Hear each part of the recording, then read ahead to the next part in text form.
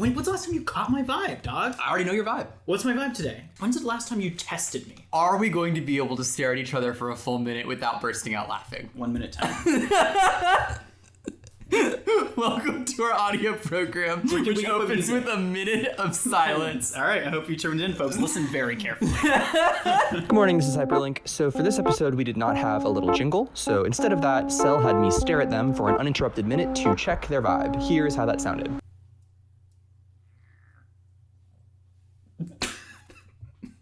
Fuck. 2 seconds. Yeah, so basically, it was less of a vibe check challenge and more of like a try not to burst out laughing challenge. And then we started the episode. The edges of your form started to blend into the room, and I was just like, oh fuck. Oh, your eyes started to like completely become unscrewed from the rest of your face. No, just your hair became the walls. I was like, I'm in the total Cell zone. You just checked my vibe. Yeah, I really did. So then, do I have a totalizing vibe today? I did taste a new flavor in that vibe today. Did you think so? Yeah. But it's still the same flavor I already love. It was always gonna be that. Right, that's what I'm saying. It's just like, you can come in wearing any kind of cowboy hat, any kind of new jacket. I'm gonna be like, it's the same Cell under there. All right, well, that being said, welcome to Haha Yeah. Welcome to Haha Yeah. I'm Hyperlink. I'm Cell. This is our little show where we talk and laugh. I'm talking and laughing all day long. But especially to you. I save all my talks and laughs for this hour. Other than this, you're dead fucking silent. I never speak or breathe. just quietly, desperately typing. I nod. Oh, yeah. I nod at the wall. Yeah. Can we both nod right now? To the microphone, to the listener. Yeah. That's one more? Huh. Thank you for your time. And we're greeting you. And we're greeting you. I have a question for you, Cell. God damn, you snuck it in under me. Yeah, I knew I was gonna do it. I gotta yank it. Okay. You are preparing your impression of salt for the enormous Salt Impressioners Gala. Wait. Impression? Let me start over. Okay. You are preparing your impression of salt. Okay. For the enormous Salt Impressioners Gala. All right. This is an extremely big deal and a very important event indeed. Yeah. Can you take me through your process of preparation to impress these Salt Impressioners? I understand exactly what you mean. Mm-hmm. First things first, you need to know about salt is that like salt is intimately responsible for what we call, and I'm going to use big air quote. My hands are swelling in size.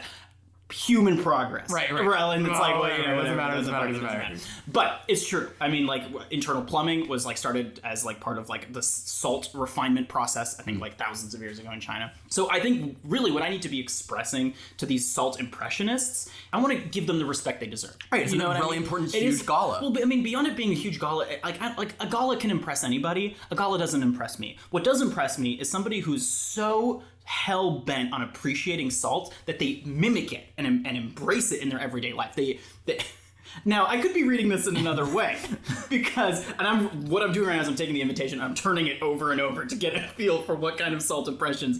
Are we talking about somebody who does impressions of salt?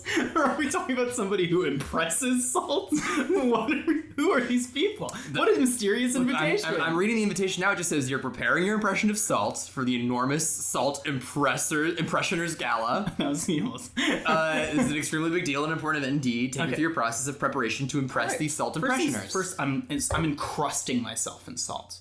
And here's the thing, is what I'm fucking banking on. I am begging that this is what's good. Is that if I show enough salt appreciation, no matter who these people are, they're gonna be into it. Okay, so what I'm doing first things first, as I'm licking I'm licking my whole body like a little cat. Right. And in the meantime, my little assistant, Lothar, he's out there. I go, oh, Lothar, and he trundles. Oh, yes. And then I ask Lothar, you put the salt out, and he knows exactly, because this isn't my first rodeo. Oh, yes, indeed, Regent. He scurries all the way away. I'm scurrying. And what he's done is he's like coated, and I live in a studio, a beautiful sort of big white room. There's no bed in it. Lothar brings in the bed. But what I've done is the whole floor is covered in salt. And what I'm doing is I'm like spread eagling. I've licked myself all over. Just a little bit of saliva all across my skin. And I'm going to face plant directly into it. I mean, you could hear it in the studio reverberating. Just how hard my I hit the little ground. ears! So like, there's salt in my eyes. There's salt in my ears. There's salt in my hair. There's salt under my armpit. I mean, I can't move without crinkling or cracking. And what I'm gonna do now, and like, I look up and like, it is just salt. Like, have you ever seen like pictures of the Dead Sea where like they leave a boat in it? Oh yeah. That's my body. I mean, I'm crystallized. And I say, Lothar, and Lothar, you can't hear. I mean, there's salt. Yeah. You know what? I'm prepared. I leave my mouth in 2 nose holes because that will figure in. Yeah. I get, done up cummerbund to the nines. I'm talking like a tuxedo like you've never seen, but it is pristine. And so what's amazing is that the human body produces its own moisture. So I'm doing this directly before the gala. And so like I pull up in my saltmobile, and what it is it's just a car full of salt. And I pop the door open at the red carpet and just whoosh, all the salt rushes out onto the velvet, and I just like slide out on top of it. I could barely move, and I'm sitting there baking under the sun in this perfect tuxedo. I'm slumped over. I'm like clearly not comfortable. I can't. Again, crystallizing the salt, and the salt impresarios. Who are they? The salt impressioners. Okay, and I don't know. I have no clue. I can't even see them. I don't even know what one looks like. Totally coated in salt. They're like, what is this? And like clear, like this starts at 8 and it's 7:59 and I can't move. I'm just like begging for like some heat to, what it's gonna do is it's slowly gonna melt the salt into my skin and my pores. And it's gonna make that deeply uncomfortable. And it's gonna blister. I don't don't know if you've ever left salt. It is like not good. I'm sure it is like okay for you and like in enough amounts that it's just like maybe dissolved in But water. this is like a raw rock salt. That's what I'm saying. And so like it is like blistering my skin. And so every move is agony. And what's amazing to me is that when I first arrived, I was perfectly comfortable, almost cool inside of this car. But the sun has reacted with the salt in a way that makes it totally, it's just like, it's like every movement I'm like making noise, and I slowly, like I'm slipping and sliding in this loose salt that I've just left out. Nobody's around. No one can see me. But it's totally critical that I eat shit 3 times on my way in. Boom, 1, and I hurt something. And I do it 2 more times, and I get up and I like bang the doors open, and they're in the middle of their speech. They're going, for Jonathan Leguizamo, the greatest salt impresario of the land. And everyone's clapping, and I bang it open. And I'm like, ah. And I go, ah. I say that. I go, ah. And as I do that, I like slowly like heat up, and I'm still exhaling, and it's heating up the salt that's around my face, and it's like getting in my eyes now that it's like mixed with my tears, and it's getting even saltier. I'm like, it's in my mouth. It's like it's like licking a Himalayan salt lamp, like a totally awful experience. I'm like clearly sobbing. There's snot rolling everywhere. My face is like slowly emerging from underneath the salt crust, and everyone is like aghast. Monocles popping out. Feathers and boas just going. People are throwing their wallets across the room because they're like, my credit card can't see this. And then and so I kind of stumble forward. And I say spotlight, and like zoom, and like the spotlight's just directly on me, and a hush falls over the crowd, and you can hear every little crackle of the salt like in my pores as I like fight against it. Like every move is agony, and it's like I'm red and I'm chafed, and the salt is making it worse, and I'm like pushing myself all the way to the middle, and like my face, I'm still sobbing, I'm still crying, and you can see more of my face with every passing second. And once I'm in the dead center of the room, I look around and I say, and I faint dead away, shattering all the salt encrusted around me. My tuxedo is a mess, a rag, a ruin. And I say, please, do with me what you will. And I don't move for the rest of the evening. And whatever they want to do to me, they can do. And it's not a problem. And I won't even react to it. Why? Because I understand how important salt is. I think you've really captured just how fundamentally important salt is in your performance. And I think that they all loved it. I'm really glad to hear that. Yeah. Because I feel empty of something deep. Yeah, you got I put my entire life into that performance. Yeah, and you did it on a moment's notice, which is the most impressive part. You really were able to let me whip something together. Let me brine my body like Lot's wife for you, the gala of people who I still don't fully understand. Because I got a letter in the mail. You can send me anything in the mail, and I'll be ready. I don't put my body on the line. And now it's up to you, listeners of Haha Yeah. Send us any letter at No, I'm not gonna actually dox us. Okay, I have a question for you. Yeah, You've been selected to develop the next big sense. What is your new sense, and why do I want to sense with it? Here's the thing, to me, you would expect that I go to the 7th sense, the 6th sense obviously being real. I actually don't believe that. Nevertheless, I'm not skipping 6 to get to 7. I'm going to the 0th sense. I'm looking for a sense of like the intimate vibration of everything else around you. This is not a sense, this is a sense that makes me sensitive to other people's senses. I'm sensing that. Are you sensing that? I am sensing We're sensing, so like I'm gonna try it on you right now. Okay. I'm like honing in on my 0 place. Okay, let me just get into I'm position. exiting out of the bottom of my perineum. And jumping into your chest cavity. And like, oh my god, wow, it's totally sensational in here. It is so... You were thinking ma really loud. Yeah, I wanted to see if you'd be able to get it. Yeah. And you did. I did. Okay, that's great. Wait, can I try? Yeah, of course. Okay. Let me just stretch out for a second here. Okay. And I'm exiting my frenulum. And, okay.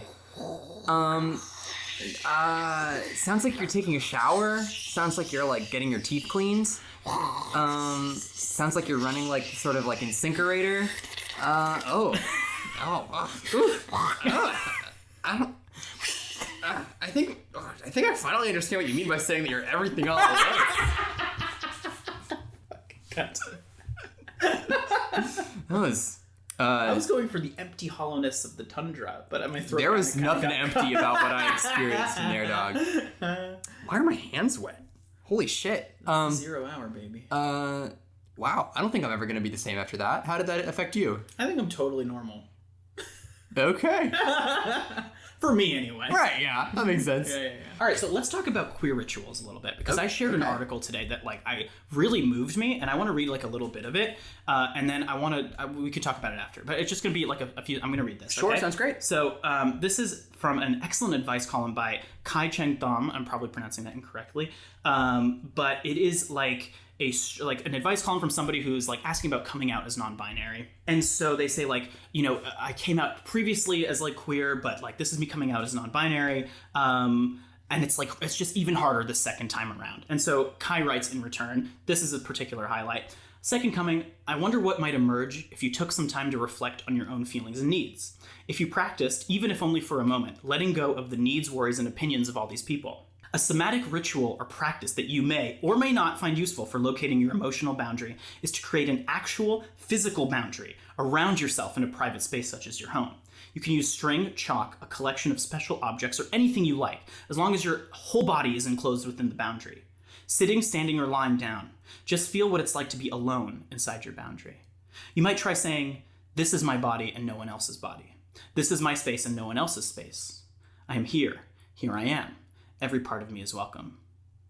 I read this and I was fighting tears. There's something to me, like, we talk a lot about ritual and fun mythology and weirdness. Let's explore this a bit, and I want to try and write a couple of queer rituals together. Wow, that sounds really amazing. I think what resonated with me is so much of this is like, even like, yes, I am non-binary, for sure. Almost anybody who has had any like difficulty setting boundaries for themselves, have felt that they are like too quick to give up on their boundaries with somebody else. I feel it could really get something out of this, because it is like such an intentional moment of boundary setting that is like for you and no one else. It's almost like you're setting boundaries within yourself. You're like relearning what your boundaries could be. I love that shit. I think it's awesome, and I want to try it sometime. Yeah, that sounds like really, really powerful. I feel like, What we can come up with can be much more zany. Oh yeah, I was like ready to go like super serious. Well, we can go serious with it first if you want, but I'm just yeah, I kind of just want to like take a moment to like resonate with and like really respect that, because like I feel like, you know, especially as like queer people, a lot of times like our identities aren't just for ourselves. Mm-hmm. It's kind of like a lot of like the most foundational moments of queerness are like directly entangled with like anxious thought spirals about how other people will react to an identity that you've like barely even started to formulate on your own. Mm-hmm. So the idea of just like physically, intentionally, in a moment of privacy, like physically building that boundary for yourself is like super powerful. Oh yeah. Damn, I just really connected with that. Was this a ritual you would try yourself? Oh yeah, for sure. Okay. Yeah. Yeah, no, I'm trying to think of like other rituals similar to it, and I'm just hitting like there really is nothing like it, because really like what a ritual is like, first of all, something that I feel like you and I lead a pretty secular existence. Mm-hmm. I think that like ritual is something that I don't really experience much, at least not in a mystical sense. Sure, there's like the daily ritual, you know, you get up, you brush your teeth, you take a shower. That is a ritual in its own sense of like coming into the day, whatever it is. But like in terms of a kind of ritual that like exists primarily for your emotional and spiritual well-being, very rare. And I think that we do that at our own expense, not necessarily us as two people, but I think as like a culture, the fact that we don't have like little tiny rituals like this. And I think that, you know, maybe a lot of people who are more, you know, perhaps involved in organized religion definitely have that ritual. I mean, I'm Jewish. Every week you have the Sabbath, and that is like a weekly ritual where you are like I'm reading this good book by this rabbi who says that like the Sabbath is you building architecture in time. This is a time that is sacred and it repeats every single week, and you have to build it with your own hands. And it's like this beautiful repeating ritual, this cycle of purification that like instead of Jewish people don't have big cathedrals. That's your cathedral is the Sabbath, and it's a really cool idea. I guess really the reason I wanted to bring this question up is because it's something I think about often. And this podcast is like an opportunity to like ritualize creativity for us. And I think it totally has done that. Yeah, absolutely. Yeah. Wow. Huh.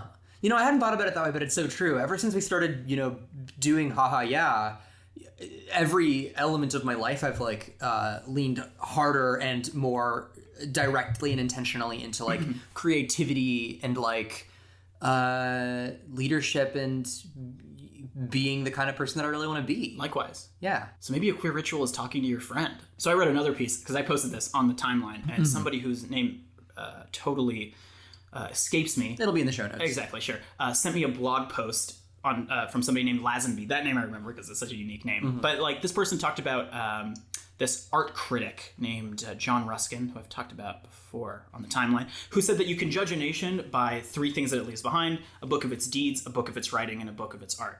And that a book of its art is the thing that matters the most, because deeds like reflect the libidinal like instincts of like of a society, and so like the things that they've done which are generally bad things. In terms of like its writing and its laws, like that's like how they want to be. But art is something more instinctual, something more magical, something that comes from, and I think that there's something instinctively queer about that idea that it's like a totally instinctive expression of yourself and the culture that you're from and how you're outside of it. Absolutely. Yeah, I think that like that's, I don't know, reading that like after reading this thing was super interesting, because it was like, okay, maybe I should be creating rituals around myself in my day-to-day, but also maybe I should be like appreciating that existing as a queer person is a ritual. It is like a ritual creation of something that like should not exist under heteronormative patriarchy, etc. Yeah, this actually makes me think of, the other day we were talking about like our like relationships with like family lineage, and I think there's like a kind of like ritual there. You were talking about like certain like traits of yourself that you see as like a repetition of themes from other members of your family.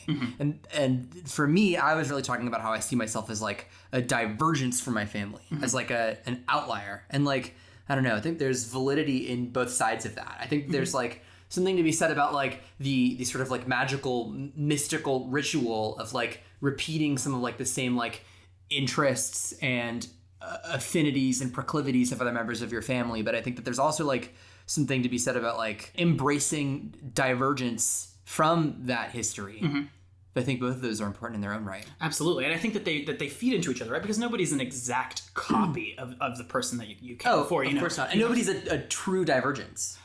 Interesting. Oh, that's a really good point. Because oftentimes I feel like an outlier in a lot of places in my family and whatever it might be.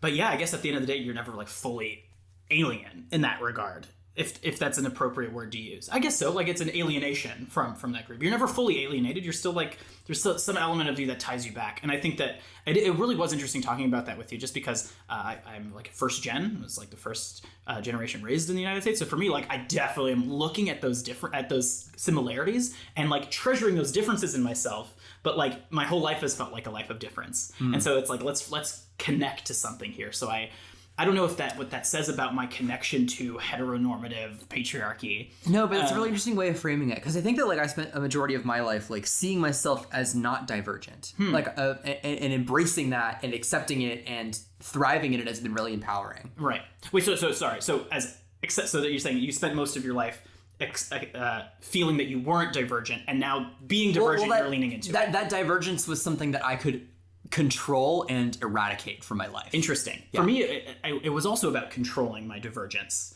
right? But it's from a different perspective. It's from a perspective of like controlling it because I know that I'm different from day one. I knew I was different because I spoke a different language when I was in preschool, and like I had to learn English because like I couldn't communicate with anybody. I knew it just because like some families went home and had Christmas, and I celebrated Hanukkah. Like it's just a different. A different experience. That is a difference. Yeah. Most of my differences were internal. They were like all tied to like my psychology and like my like conception of the world. And I think that I also struggled with a lot of those as well. Yeah. I mean, a whole lot of of difference. I mean, just in terms of who I was, how I behaved, the things I was interested in, obviously how I saw myself and my sexuality. There was a lot of of alienation there. But yeah, I think I'm seeking those differences I'm seeking those similarities because I can control those similarities. I'm deciding that I like this, one of my ancestors because it signifies something that I like about myself, rather than having been totally immersed in these family members who I've never met. And being okay, I need to separate myself. Right. I was already separated, and now it's okay, I'm gonna pick and choose the stuff that feels good for me to have in common, so it feels like I'm part of a bigger thread. And I don't know. I just said part of a bigger thread, and that kind of resonated with me. I wonder what ritual plays in that. But to me, feeling part of a bigger thread is something that's important. It's something that I'm leaning into more often. I wonder if I feel like I could be 100% alien and still be part of the same thread. 99% alien. Even if it's one thing. Even if it's one thing that holds you to it. Because I'm still coming from an immigrant family. Whatever I do here still is tied to that. You can't escape it. Yeah. It's that just really made me think a lot of different stuff. Yeah, that article fucked me up. All of a sudden it was holy shit, I've never read an advice column that was sit in your room and think about where you begin and end. Do you know what I mean? Ritual is something that's so outside of the usual. You read an advice column and it's my step-parents are literally poisoning me. God, damn. Well, going off of that, poisoning. Well, no, the thing right before it. Okay. I have a question for you. Oh, sure. You're Cell on the web. Yeah, I am. Who else? I'm Cell off the web. I mean, that's the obvious answer right away. I mean, obviously we all contain multitudes, and I personally am seeking to be everything all the time. Right. And I say that a lot. And what I mean by that is that restricting myself to one me, not only is it not my experience, I think that it's holding me back. I think that being told that I have to be one me is a fucked up thing. I think that the framework that is the traditional me, that is my real name, that is the me that experiences the world and other people experience, is a total. I mean, it's clearly. I mean, I feel like it's not groundbreaking to say that's a shell around me, that's a mask, that's a element. But recently, I've been trying to tap into the little stuff. The little flames that are licking at the inside of your stomach, the stuff that you can't fully name, the sort of energies that I can't even express to you, that I know are deep down inside of me and are driving me to be something else and make me something else, that have always made me something else. And I think that the word that I used when I was talking about it was libido, because that's a word with certain sexual connotations that I'm not sure I'm comfortable with, but I think it's the closest. Maybe id, even id doesn't feel right. Yeah, it's very kind of just that deep urge. It feels primal to me. It in a way that libido doesn't. Libido is still okay. It almost feels depersonalized. Libido is still centered in your being. Does that make sense? Yeah. It's still a uniquely me drive. But maybe I don't know enough about Freud. Maybe that is what it is, but I couldn't tell you. But yeah, that's why I use that word, because it's that is something that it lives in you and it drives you forward and it's instinctive. And I think that I definitely was somebody, and continue to be somebody, who is very much lives within certain constructed boundaries, some self-constructed and some thrust upon me. And I think that being Cell on the web has been an expression of a certain element of me, absolutely a certain libidinal sense of me. I mean, when I'm posting, the brain is off. It is all the way that I post anyway. Sometimes I'm posting these are serious thoughts that I've had. These are serious academic thoughts that I've had. But sometimes there are just serious feeling thoughts that I'm having that are totally off the chain. Sometimes they come out funny and sometimes they come out really serious. But Cell on the web is a libidinal experience. There are rules around it. I'm part of a community. I'm there's restrictions of the platform. There's ways that I don't want to behave and don't want to act. But I'm definitely in my day-to-day life. I'm trying to shed the plastic. A metaphor that I use is that it's the great big washing machine spin cycle of the soul, but I want it without the plastic. I just want to be moving around and around and spiraling in water constantly, because you can't ever you can put your hands in it, but it's gone. And it moves by its own rules and its own laws, but it is still deeply me. But it's unbounded and yet still bound. I can't even express it to you in words that aren't poetic, because I don't think I can. I think you just blew my mind. The spin cycle of the soul, but I want it without the plastic. I mean, did you coin that? Yeah. It's stunning. Well, thanks. I mean, I appreciate that, but I guess even me saying that feels like I'm putting limits on it, because that's what language is. Exactly. Right? I was about to say, because without the plastic feels oh my god, 1980, materialism culture. But that's not what I mean. I just mean without the boundary. I think that phrase is perfect. I think you've totally captured it. I feel like I really understand what you mean. Well, thanks. Sorry, I just wow. This is really cool. Yeah. You're hyperlink. What does that mean? Oh God. Hyperlink is a spiritual and conceptual ideal. The hyperlink to me is about turning fear into strength. It was kind of born out of a crisis I was having in that moment. When I started making the account, I was really trying to use it as a way to like kind of run away from problems I was facing in my life and like find a place where like I could like explore them in a completely anonymized and judgment-free zone. Both like problems that were like endemic to capitalism, destroying like the internet that I saw as this like really like awesome cultural and like social experimentation ground for a lot of like queer people and like divergent people. And also like I was experiencing a lot of like stress and shame and bad feeling in my like personal existence as I was like going through like a huge life transition, graduating from college, and I was in like a relationship that wasn't really working out, and I was like harshly suppressing and like shaming my like urge to like explore the furry community. And all of that culminated in just like giving myself like a little bit of an outlet, where I was not going to judge any of the stuff that I was doing. I was just going to start doing stuff. And I kind of like have turned that into my lifestyle. Yeah. Where it's just like, instead of, I gave myself one space to really be authentic, and it felt so good that I basically decided to make it into my entire life. And that's amazing. And now I literally like... Isn't that what it's all about? I think it literally is what it's all about. So like, I think that's maybe why like I've been identifying more with like hyperlink than with like my real name sometimes. Because like my real name is who I am, but it's also all of the people I've been trying to find out how to be hyperlink. They've all been chasing it. They've all been clicking through links. Yeah. To get to the hyperlink. Yeah, but hyperlink is what it is, at least for right now. Yeah. Hyperlink is like the truth. Yeah. And like it's been really rewarding to just go get it. Just do it. Just get it. No fucking fear. No fear, no lying, just get it. Yeah. I mean, like, at least for this point in our lives, I mean, we're both young. To chase truth, personal truth, with like unyielding resolve is like the most important thing. Yeah. At least, coming from, I don't know, in my opinion, because otherwise you live the rest of your life fucking miserable. Right. Eventually life, to me anyway, the way I conceive of it, eventually it becomes about sacrifice. But, and I really do mean that, but I think that like you can't sacrifice without a center. Because eventually, like, there's certain things you can't sacrifice about yourself. And I think that, like, chasing it and getting to the point where you are fully, 100%, like, accreted in your own self, only then can you start moving to the next part of your life where it's about selflessness. Absolutely. And, like, I feel like I spent most of my life up to this point pushing away the center of myself to appease other powers in my life. And it's been a really intentional and difficult reclamation to stop taking advice from people I don't want to be.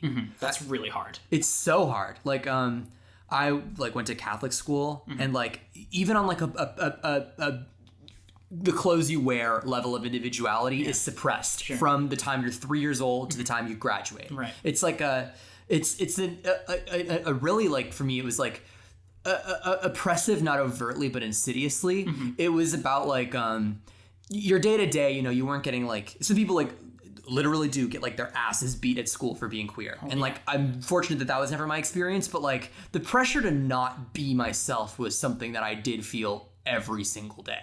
I mean, like, from like, they like didn't let me do, all the students had to do a speech senior year, and they didn't let me do one because they knew I was going to talk about being queer. I tried to start a GSA, and they made me meet with a fucking priest. Like, it was just like, you can't wear any uniforms, there's no queer students to talk to, all the quote unquote diverse students are looped into one cultural organization with the one teacher of color.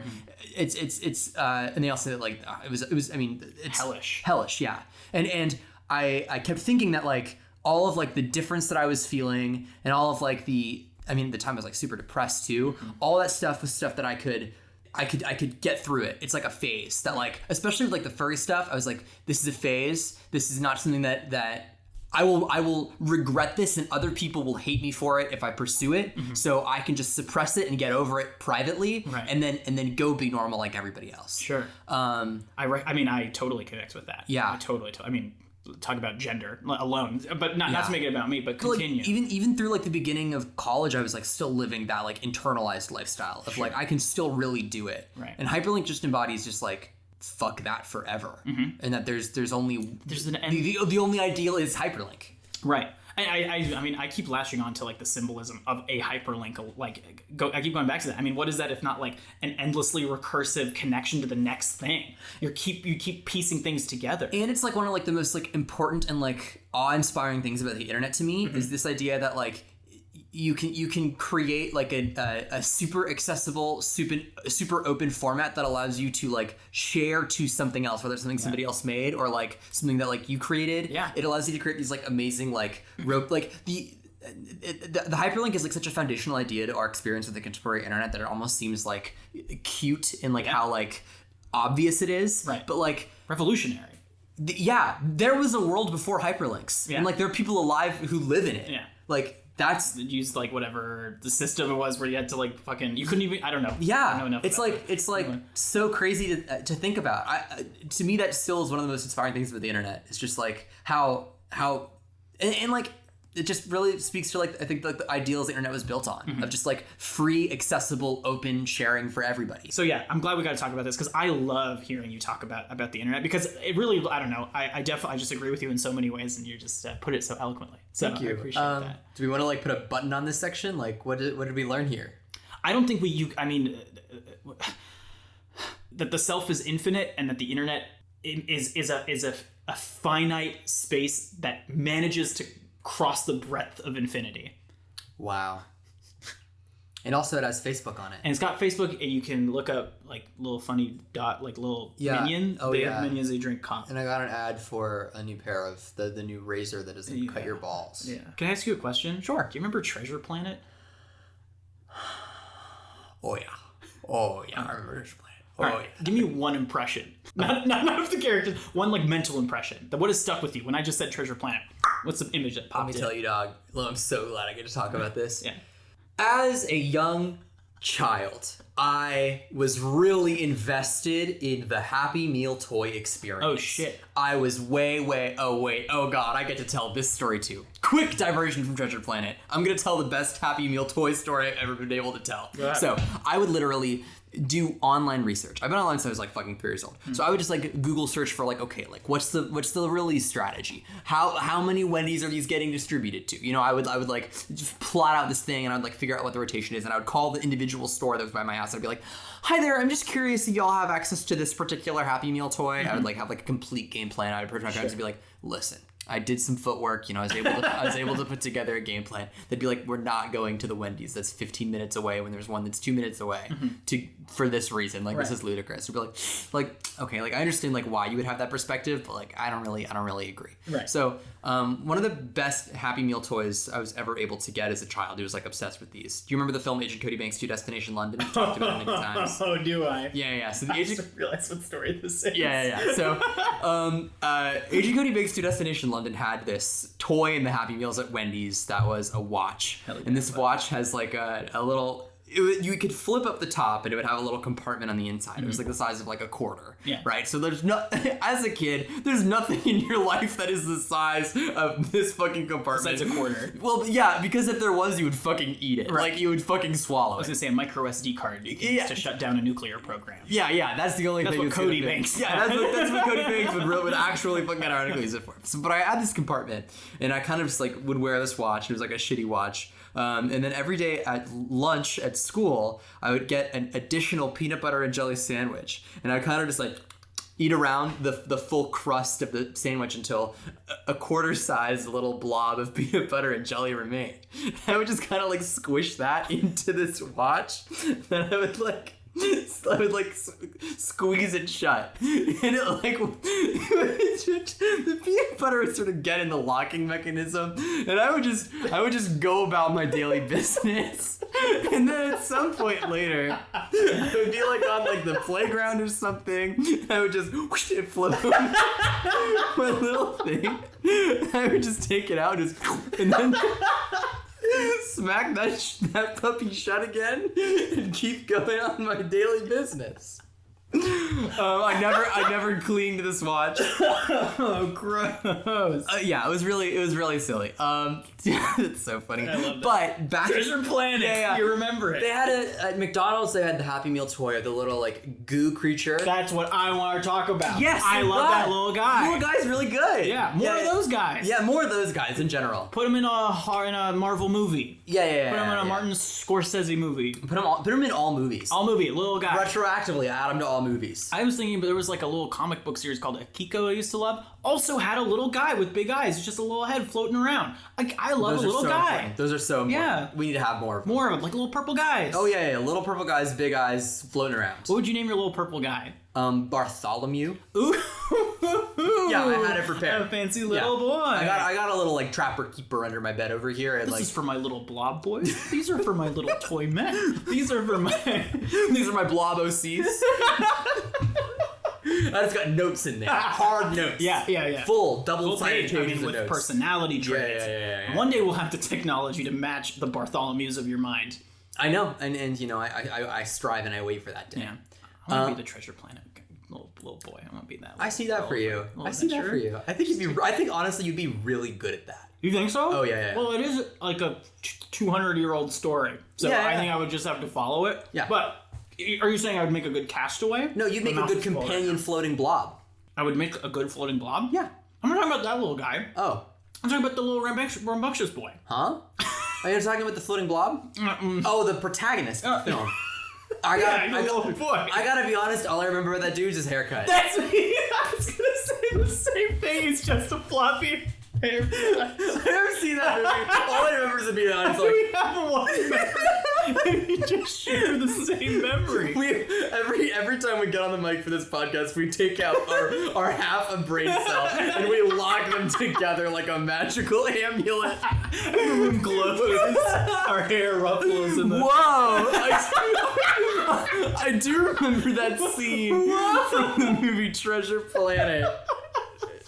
Like I couldn't tell you what else happens. I know it's the story. I can tell you one other thing about the movie Treasure Planet, and I know you remember it too. It's the fucking surfboard windboard thing. Oh my god, that's with the floppy haircut on the windboard. Where else would he have been? Absolutely. I don't remember a damn scene. I wish you could have told me it was Alice in Wonderland, and I would have been like, yeah, it was a little block. Okay, whatever. But that haircut with the short back. I'm doing it. I'm rocking it now. Yeah. Really. Oh yeah, you do. Was that character an NB? Oh my god. Now I'm gonna have to watch it and do subtext. I'm gonna have to go with my subtext eyeglasses on. I'm gonna put one says sub, the other says text. I'm gonna be like, I have one, but it just goes sub and sub. I set you up. I set you up for that shit, boy.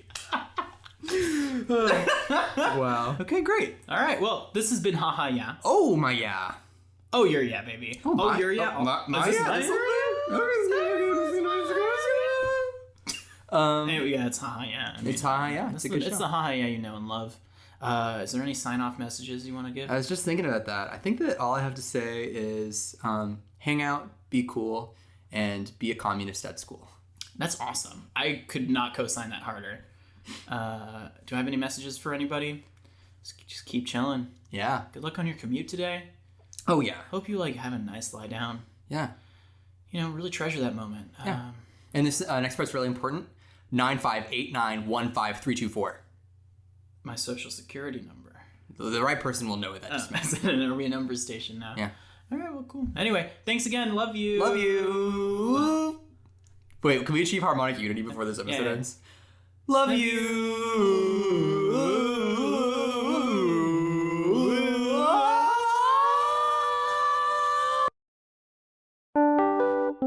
This show is a proud member of the Mastodon Podcast Network.